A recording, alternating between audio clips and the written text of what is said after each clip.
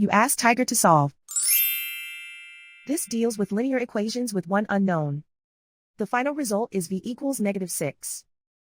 Let's solve it step by step. Simplify the expression. Expand the parentheses. Multiply the coefficients. Simplify the arithmetic. Group like terms. Combine like terms. Swap sides. Group all constants on the right side of the equation. Add 3 to both sides. Simplify the arithmetic.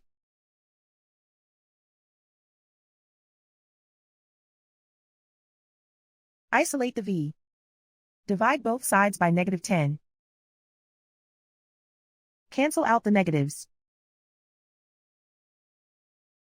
Simplify the fraction. Move the negative sign from the denominator to the numerator. Find the greatest common factor of the numerator and denominator. Factor out and cancel the greatest common factor. And so the final result is v equals -6.